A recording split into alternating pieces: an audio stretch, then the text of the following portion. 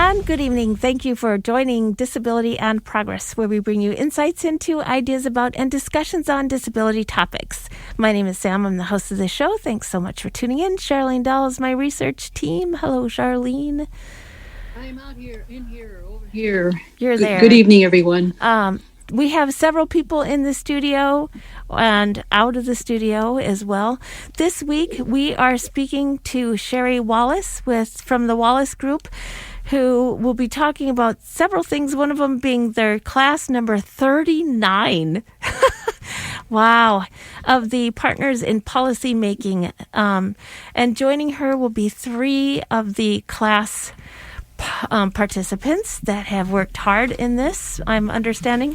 Arbdella Hudson. Good evening, Arbdella. Good evening, Sam. Thanks for having me. You are so welcome. And Cassie Kallis. Sorry. Yep, you got it. Hi, Sam. Hello. And then Nicole Laudont. Is that right? Loudont.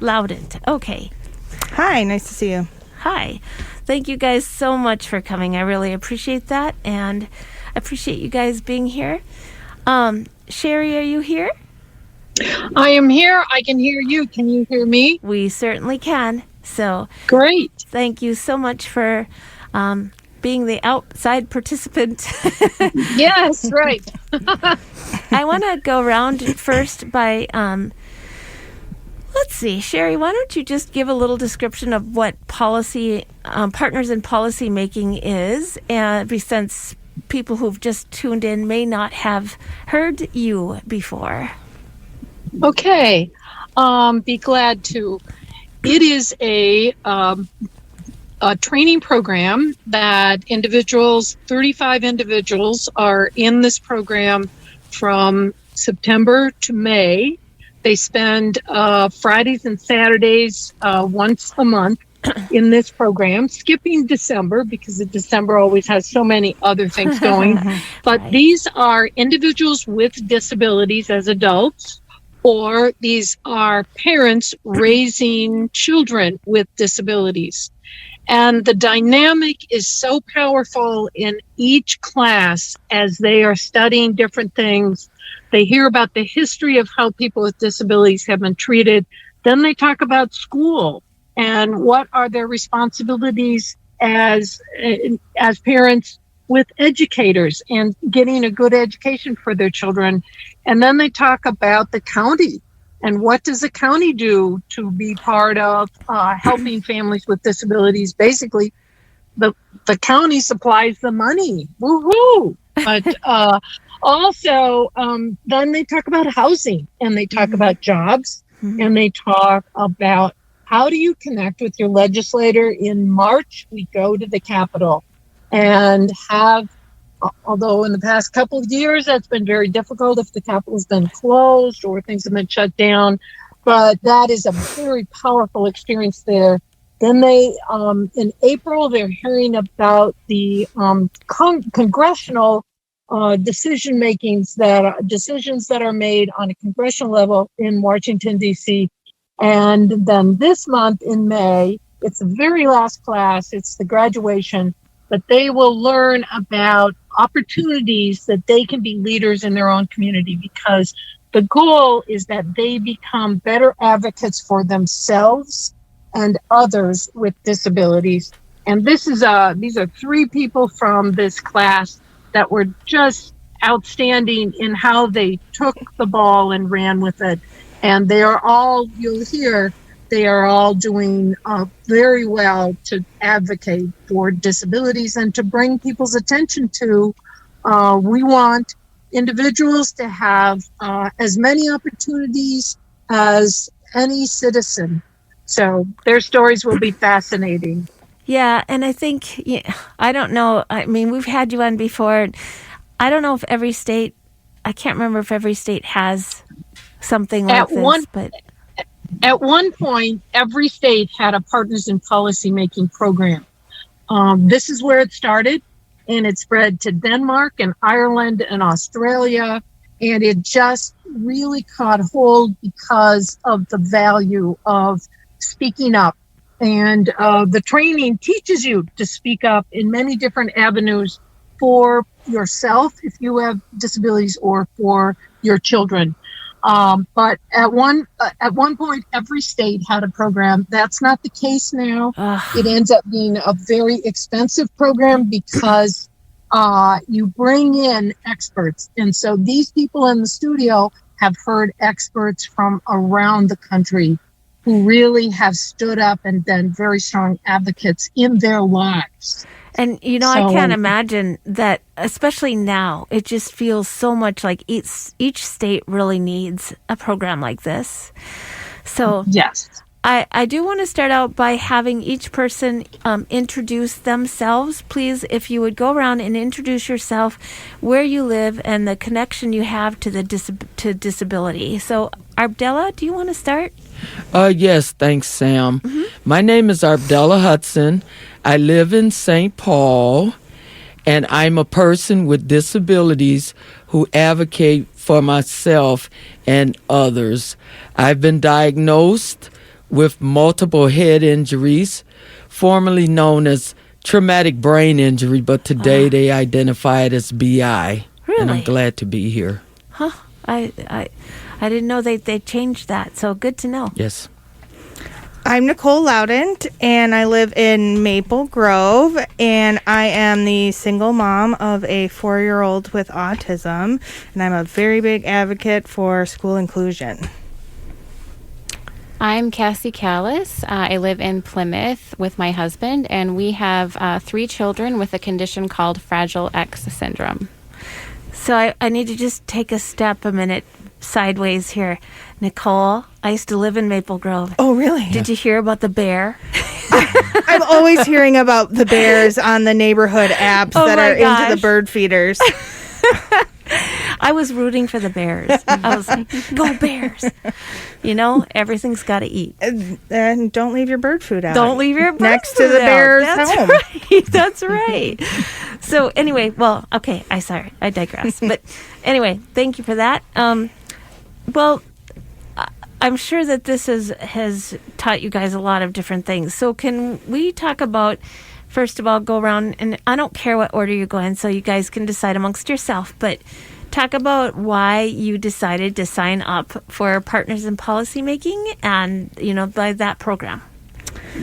Well, so it's Nicole, and I decided to sign up because I had an awful IEP meeting with my son's schools, several school districts actually, and I was incredibly frustrated with the lack of creativity and the lack of inclusion opportunities that they were giving him.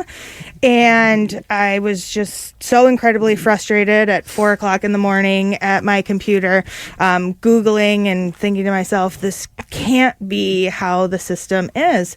And Google brought me to Partners in Policymaking, and it has absolutely been life-changing, not only for myself, but for my son, too. Who next? I'll go. Okay. Yeah, this is Cassie.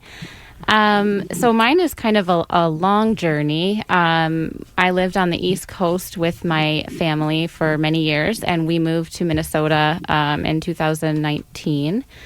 And previously, we had never had any issues with the school. My boys had pretty much everything I could ask for them and more. And when we moved to Minnesota, we encountered a very different situation. And I found myself really struggling to advocate for my sons. I just felt like I didn't have the knowledge that I needed. And so I found Pacer, probably from Googling, and I did a bunch of webinars through Pacer, and I attended a early childhood family learning summit. And that was super educational for me, just learning about IEPs and different ways to advocate. And after participating in that, the leader sent out an email advertising Partners in Policymaking. And I was super thrilled because I was just looking for more opportunities to learn more so that I could better advocate. So I think I got the email and applied like in the same minute. So I had to wait many months to find out if I got in because I applied right away. But yeah, that was my story. Okay. I'm Arbdella Hudson, and I been diagnosed and I've incurred multiple head injuries, starting at birth before they had a name for it.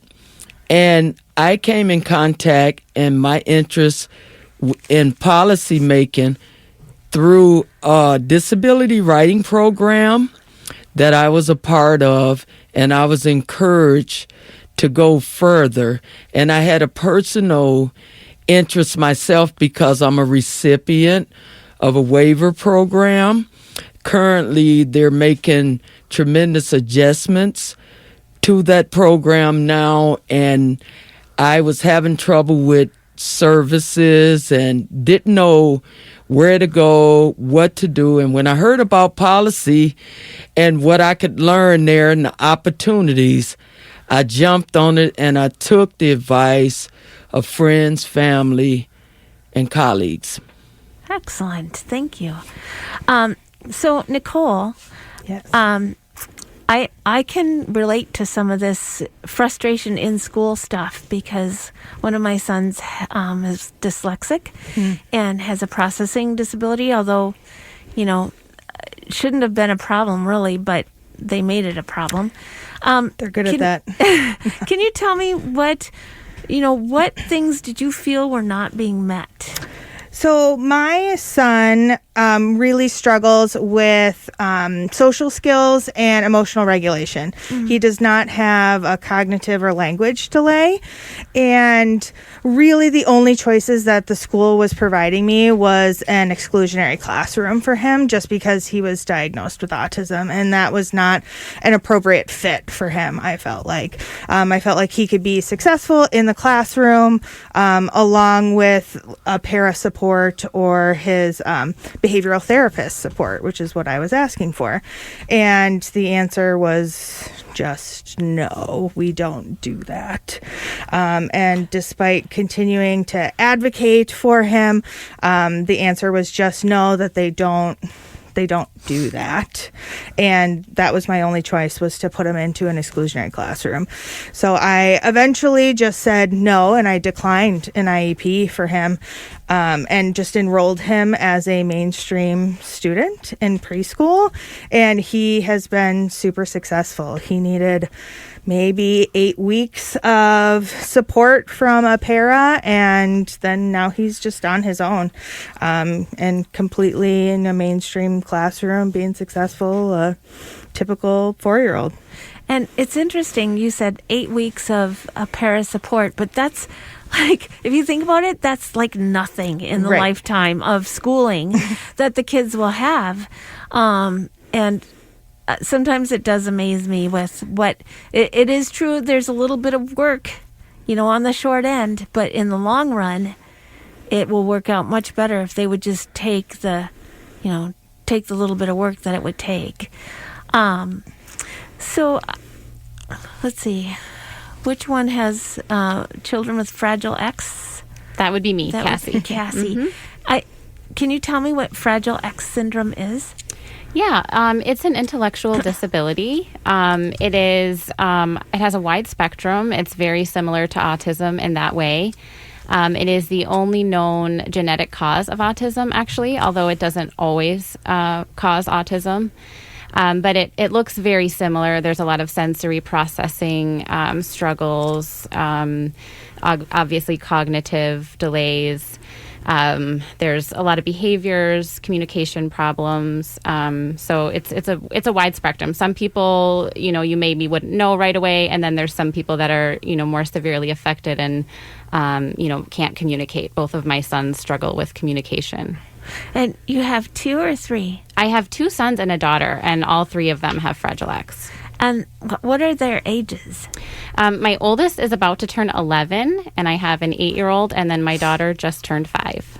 So this is a genetic. Yes, it is. Gotcha. Yes, I'm a carrier. So in my case, I passed on the Fragile X, and it fully mutated, is what it's called, in all 3 of my children. Although my daughter is developing typically so far, because it's Fragile X because it's on the X chromosome. Yes. So my daughter has a healthy X, given by my husband, that compensates for her affected X, whereas my boys obviously don't. So they are more severely affected. When you say more severely, could you give an example? Sure. So, I mean, I don't like to talk about high or low functioning or scores or levels, but just to kind of illustrate, my boys are more similar to toddlers in a lot of ways when it comes to safety awareness and some of their cognitive abilities. My oldest son struggles a lot with sensory processing, in particular auditory processing. He wears noise-canceling headphones. He struggles in public places, very, very sensitive to sounds in crowds. And my middle son is much more outgoing and doesn't struggle as much. He's more sensory seeking. So he loves like rough and tumble play and basketball and people and is very social. But they both still have those cognitive delays and just sensory issues in different areas. What aspects of the program, from the, if it's the presentations or the actions and meetings with legislatures, or what were the most interesting, surprising, and caused you to think differently about yourself and others? So who wants to start? I'll start. Okay. The interacting with the presenters and being in this program, not only did the presenters present, they also allowed for use of what was taught during the presentation, helping to clearly understand how to use the skills and training that was presented in the Partners program, which help encourage and build leadership and advocacy skills, both for the parents, caregivers, the individual with disabilities, and a lot of empowerment come from that, and self-confidence as well in the disability arena, as far as where to get information, how to get information, and training in many other aspects of disability on the information in what's really out there. Did a lot of the stuff you learned surprise you about what your rights were and things like that? Yes, a lot surprised me because I was unaware, because the people that are in authority and that's responsible for making sure that we get that type of information, caregivers and people that are in the field providing delivery of services, it's just not an open book. Yes. And therefore it hinders a certain part that could be more beneficial to the individual, whether you're helping them or if it's yourself, like myself. Arbdella, I'm curious because I too am not immune when I sometimes get really frustrated, but it's easy to get very angry when you're dealing with some of the people and you're trying to advocate. What keeps you calm when you're advocating for yourself? Training, of course, and having knowledge and self-awareness, awareness of the individual, and knowledge. And a lot of that's obtained through various training programs and advocacy itself. And going through the Partners program has really enriched and informed me, and being able to go to the Capitol and know my representation, their names, and being able to be a part of the policy process and perhaps even implement bills and meet those people. Great, thank you. Well, Cassie or Nicole, which one wants to go? I can go, Nicole.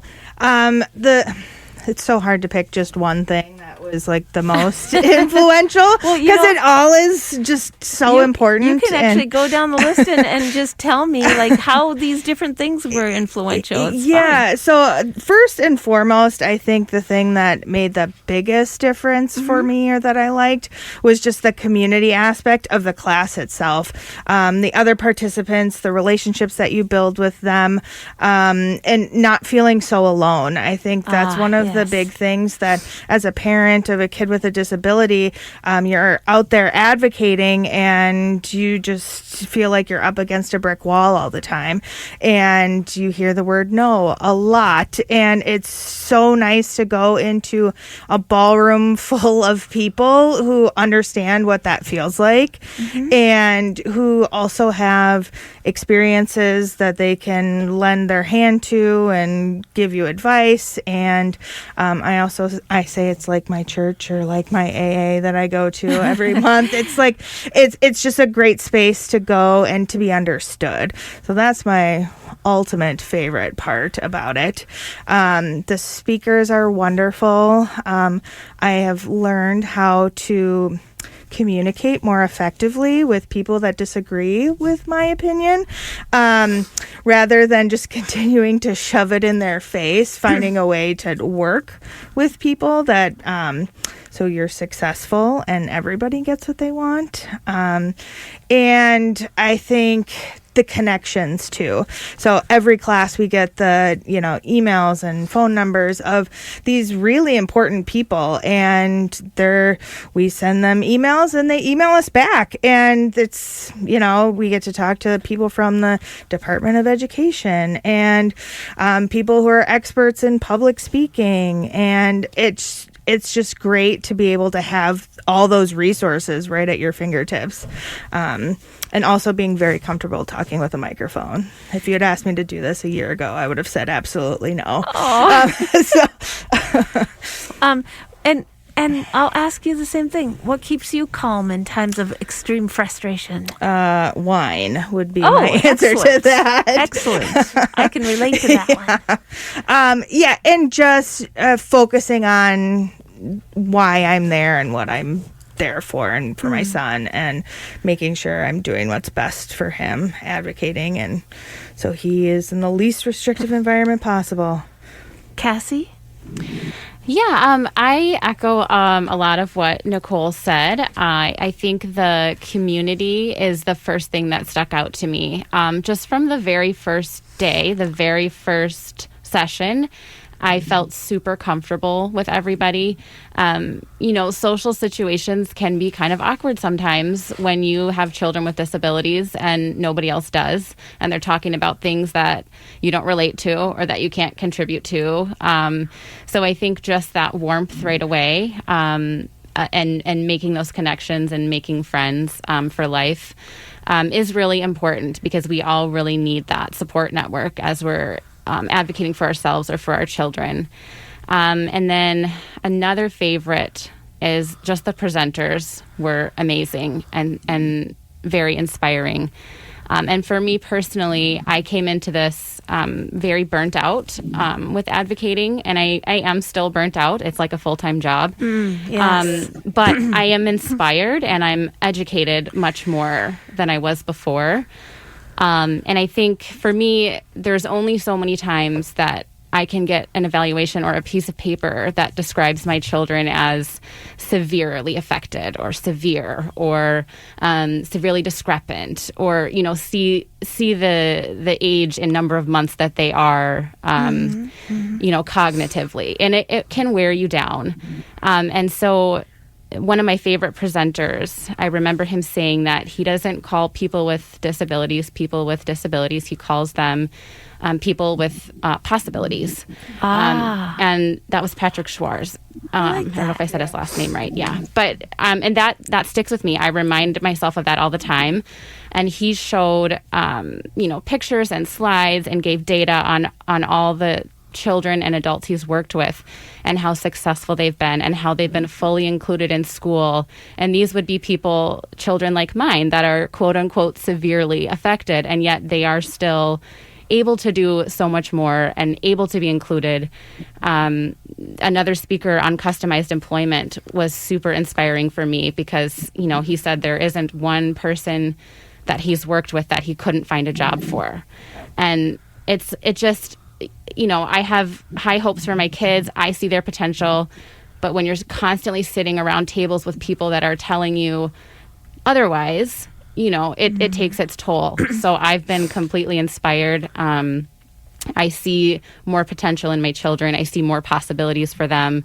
And I know what the options are now. Now I know, what I can advocate for in school and how to do it. I know what community options there are, waivers from the county. I know that they can get a job. I know that for sure now. And coming into that, I would have thought, I don't know if my kids can work or live alone. And now I'm like, yep, we're going to do it. I know the way. And, so super inspiring, super hopeful, and just so informative.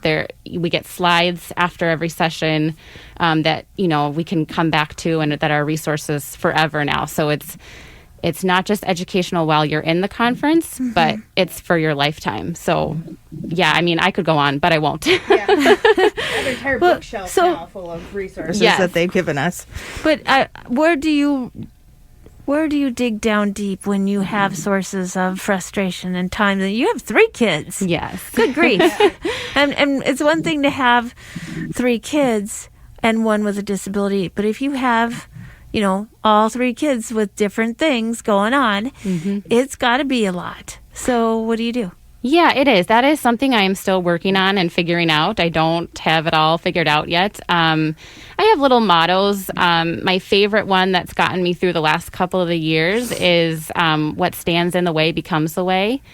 That's my favorite quote, and I continually tell myself that. And when there's an obstacle or someone tells me no at school or I feel frustrated, I just remind myself, and okay, what are we going to make out of this? How am I going to make this better for my kids and their classmates with disabilities? And, what change am I going to make out of this? And breathing. I've been working on breathing lately, so... Yeah. And it can be so frustrating. And I imagine, being, I teach technology and things to people with disabilities, and I can tell you that you're taught, you're raised in this certain, even if you have a disability, a certain realm of things, and you're taught if the person is going to be successful or not. And there's this line, and there's this measurement, and then there's a way to teach. But how many people teach outside the box is what I like to call it. How many people are willing to go and do something different? And especially in your situation of a public school situation, which I do think that, most kids, I think, should be integrated into classrooms. There can be exceptions where it can be hard. But I really feel like a lot of kids that, even weren't in the same classroom as other kids 20 years ago even, more of them are being put in the same classroom, and more of them should be. Yes. I think I give the teachers credit because I will say I teach generally one person at a time. Sometimes I have more than one, but I will tell you that I can't imagine having 24, 27, whatever kids and teaching outside the box for just one or a couple. Or, I think that would be very difficult. I think that's what you have your paras for, but how many teachers utilize that? So, I'm glad to see that you're getting so much. I wonder if each of you would go around and tell me one really positive story that you have done or seen happen in the way you've been advocating after this, as you've moved through this program. I'll start. Okay. You are so brave, Arbdella. Sam, You just go for it, don't you?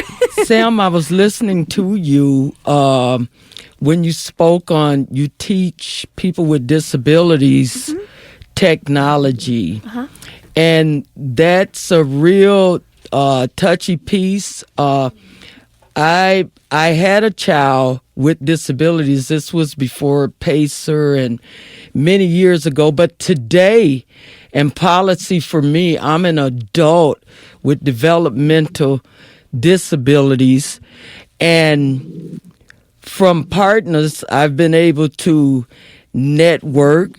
There's been a story that the writing classes that I took, the style of teaching and their approach to the individual from the neurodiverse thinking perspective, which enabled me to grow and to understand my disability, not my disability, but my challenge better, and to live a life of choice and partners. I learned what inclusion really means and what it is, and having a network as such. There's multiple persons with disabilities, not just parents, but many other areas that I've been able to make choices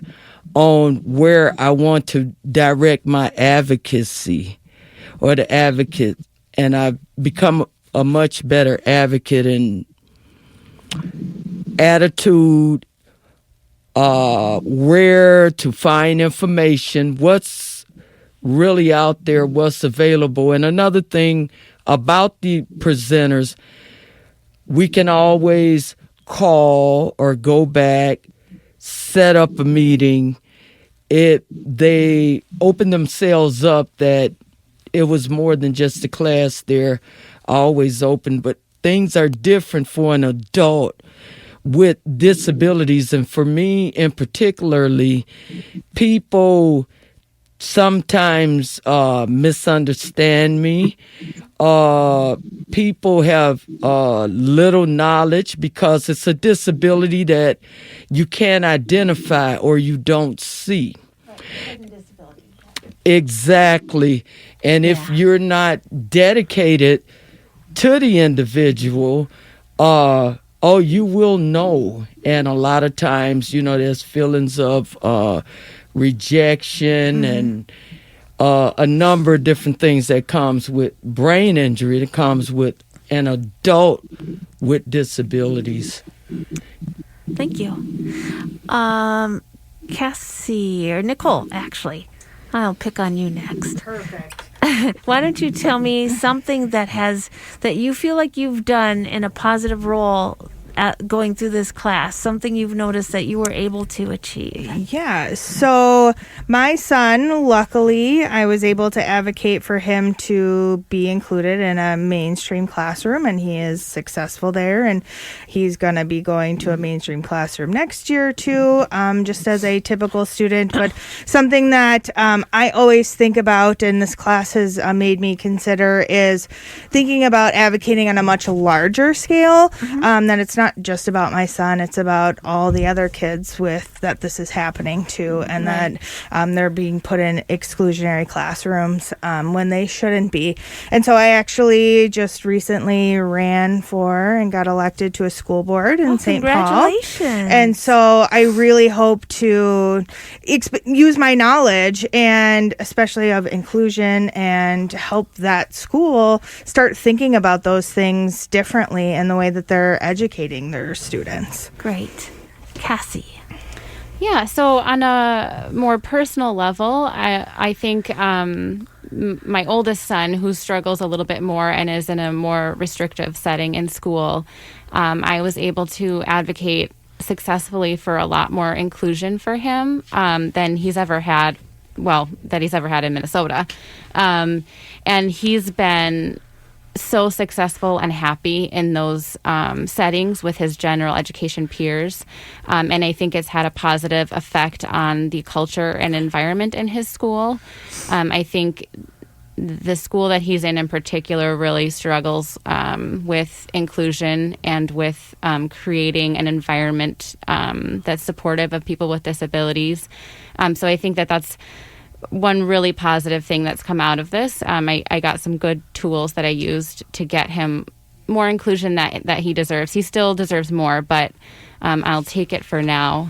And it's just been baby steps. Yes, exactly. Yeah, I'm working on it. And I think just the confidence I've gained. I spoke at our school board meeting on Monday, just a few days ago. And I am hopeful for the outcome. And I think I'll continue to be able to have the confidence to do more things like that, to advocate for the student and his program as a whole, and not just my son. Great. So why don't you each go around and tell me why would you recommend this program to others, and who do you think would benefit most from this type of program? Who wants to start? I would say anybody who, has a child with a disability and who feels alone. That was one of the very big things that brought me to this class, is that it's very isolating, have a child with a disability. And this class just really provides that community for you. I can't say it enough. I will never forget the first class that we had, and they had previous participants, and they said, by the end of this class, you're going to have friends for life. And I think all of us were just like, yeah. And here we sit at the end of the class, and it's so true, that we all are going to be friends and resources for each other, and our kids are going to play together and all these things because of Partners in Policymaking, and that is seriously priceless for me. Yeah, I mean, I don't know who I wouldn't recommend it for. I mean, any parent of a child with a disability, any self-advocate, I mean, there's so much value in the course that, I mean, I've already told anybody I know that has kids with disabilities, I've told them about this opportunity.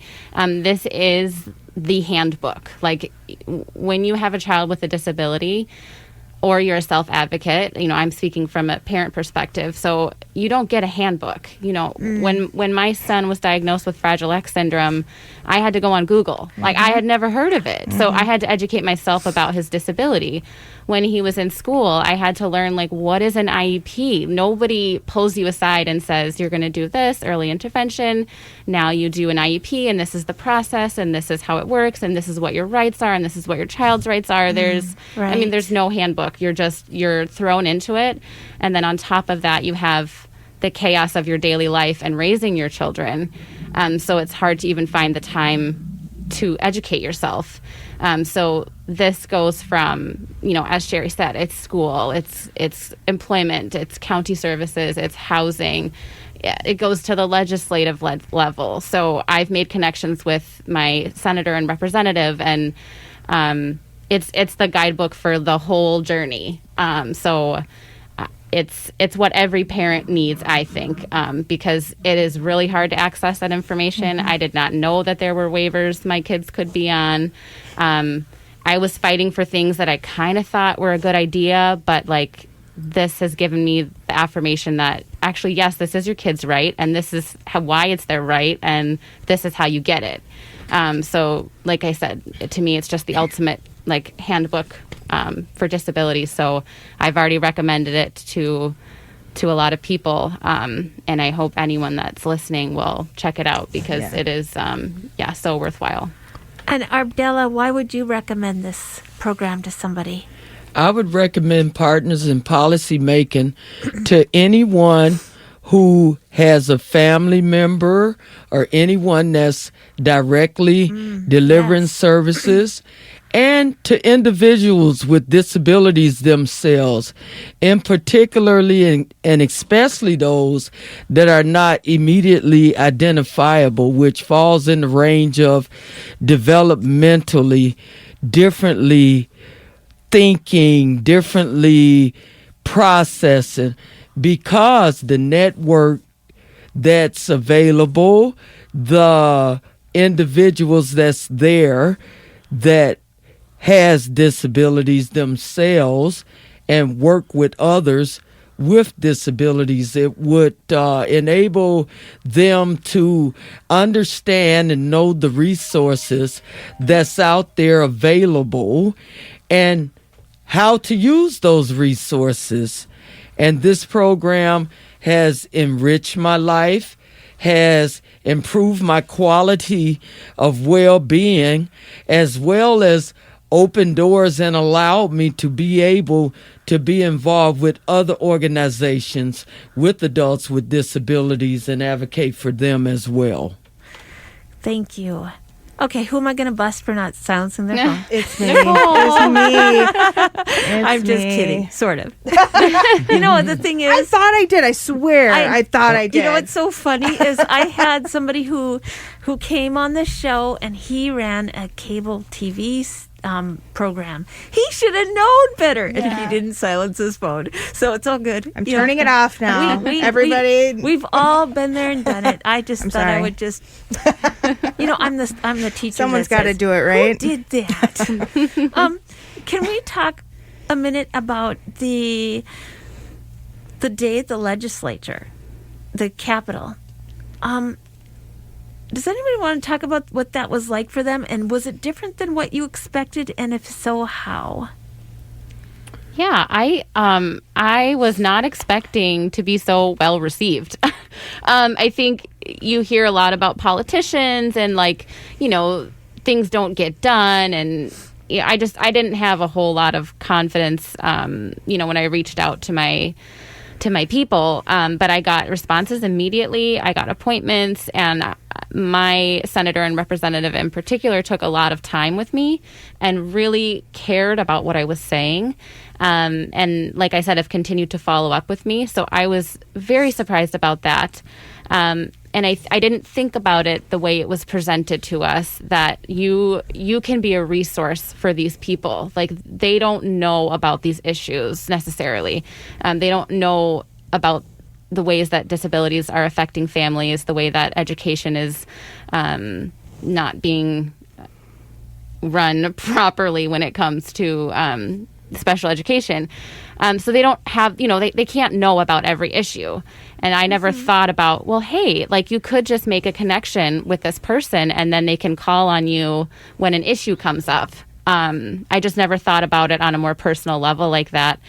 So that was something I learned, and I did make good connections. And I think, you look at them as politicians sometimes, but they are people. And a lot of times they sometimes you wonder.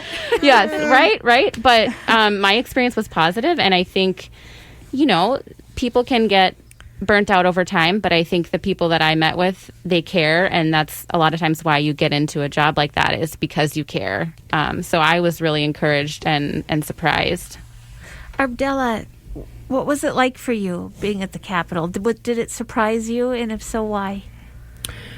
Sam, having a brain injury, I met with the wrong legislator. Nevertheless, this person listened. I felt heard. The issues was addressed, and did not even advise me that it wasn't the legislator of my area in St. Paul. And I learned from that I am, and people are being heard. There are people there that do care. There are policies and legislation and people working with those things to try to make a difference and understand what it is that they can do to change things or meet the needs of disabilities as a whole. They are there. Nicole, it sounds almost like yours was a little tougher. My experience? Yeah. So, unfortunately, this is going to be my plug for we need to pay people more that take care of kids with disabilities. So my PCA had quit, so I did not have childcare that day. So I was unable to attend that day. You should have brought them. I suppose I could have. And been like, you take care of them for a few hours, see how it goes. Brought them and turned them loose in the office and said, okay, this is a day in my life. Yeah. But, so that must have been hard. But, I'm not sure what Sherie thinks of this, but I do encourage you guys to bring your kids to things like, if not like short meetings, knowing that you may not get a ton out of it. But I think these people don't always see all these different disabilities. And I really think that's beneficial for them. They don't see what the parent goes through. They hear your stories, but it's not the same as watching. Sherie, I'm curious to your comments on, or what your thoughts are on that. I really like the idea. Not only does it give your child a sense of this is part of the world, or people have meetings and they're all adults and you're going to this place or this place, and it just helps introducing them to the rest of the world. Right.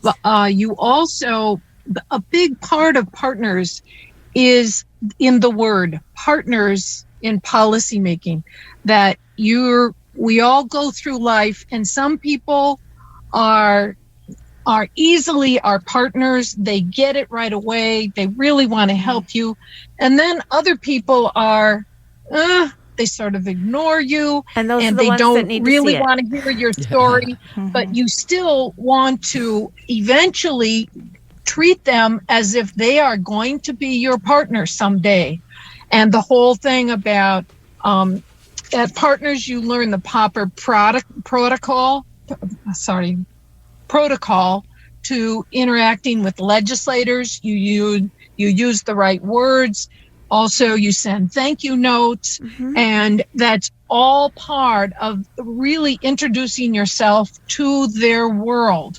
Certainly, if you have your son or daughter with you, you are giving them a chance to interact and see that's also part of your world. And I think it's respectful of them and respectful of your situation, that they are part of what you're talking about. And clearly you can make it so it's an easy interaction, but still make it possible for them to get a taste of getting to know your son or daughter. One thing, just in talking about that whole theme of partners in policymaking, just the story of one individual, picking on Maple Grove again. Her son was in kindergarten, and she came into Partners just about to beat up that kindergarten teacher. You don't understand, blah, blah, blah. You're not on my side. But the theme of Partners comes through over and over again. She finally realized, I am not, that kindergarten teacher is not my enemy. They are really after the same thing. And she ended up, she said, I'm the one that has to change. And she ended up with, by January, really beginning to have a good relationship with that teacher, and it ended up, of course, much more beneficial for the student. And that's just part of what Partners talks about. Certainly you go to legislators or you go to the IEP meeting, which you as a parent are in charge of. That's what a lot of parents don't realize. Right. It's their meeting and they are in charge of. But you also want to, with all those naysayers, whether it's a school board or the county board or that teachers in the IEP meeting, you want to treat them that they will eventually become a good partner with you, because you will remind them of the bigger issue and what that's all about. So I think bringing your child to the meeting, you could definitely bring things that will keep them busy so you could have the meeting, or maybe you make sure it's just a short meeting, but that your son or daughter is part of your world and what you're talking about. And they can see how you respect your son or daughter. And that's part of them getting a sense of this is seeing the potential. Another last thing just to say real briefly, one woman said, she said this in the very last class, I thank Partners because when I first started, I was regretting that my son was ever part of my life. Aww. She said I'm sorry to say that to all of you, but I now feel hope. That is what I'm getting from this class. I have hope for their future. I have hope for the world that's going to be for them. And that totally changes a parent's attitude when you have hope for your child. And that's what I'd wish for every single parent that comes through the partners class, because that is so powerful. Sherie, real quick, talk about how someone signs up for the next Partners in Policymaking class. Yeah, thank you. Partners in Policymaking is on the internet, but you want to get to Partners in Policymaking MN, because that's the program in Minnesota. There are many in other states, but you want the Minnesota program. It's for Minnesota parents raising children with disability or Minnesota adults with disabilities. But there are people who may be listening in other states now. So if they query Partners in Policymaking, they might find and put their state's initials. Definitely. Okay. Definitely put your state there. If not, move to Minnesota. That's all there is to it. It's that good of a program. It is. I want to also say it's free. Mm-hmm. And we make sure that it's easy as pie to come. We pay for your transportation and reimburse you for gas mileage, reimburse you if you had to have somebody else watch your kids while you were in the class. We pay for your meals and all of your training material. You're going to go home with a whole file cabinet full of materials, and as people have mentioned. But we want to launch you into being the strongest advocate you can be for your children and for your community. One county in this state is committed that they have seen such changes in people in their state, in their county, who have taken the Partners program. They want one person from their county every single year to be accepted into the program. And that will change. If you have hopeful, assertive parents, you get a change in those kids that are being raised in that county. Thank you, Sherie. Just a reminder, this is Disability and Progress. Hey, I didn't tell you to start. Oh, my goodness. And the views expressed on this show are not necessarily those of KFAI. I guess we're going to wrap it up. So thank you guys very much for coming. I really appreciate it. It's been great. And you guys were excellent. Thanks so much for having us. Thank you for having us. Thank you very much. You're very welcome. Good luck on everyone. This has been Disability and Progress. The views expressed on the show are not necessarily those of KFAI or its board of directors. My name is Sam, and I'm the host of the show. Charlene Dahl is my research team. And if you want to be on my emailing list, you can email me at disabilityandprogress with Sam Jasmine at samjasmine.com. This week we were speaking with Sherie Wallace from the Wallace Group, along with some participants, which... Okay, I know we're at the end, but that's okay. For the participants that were here were Arbdella Hudson and Cassie Kallis and Nicole Laudont. And thank you very much, Sherie, for putting this together. We always appreciate that. It's been great, and you did a great job. Thank you for having us. Yep. Good night.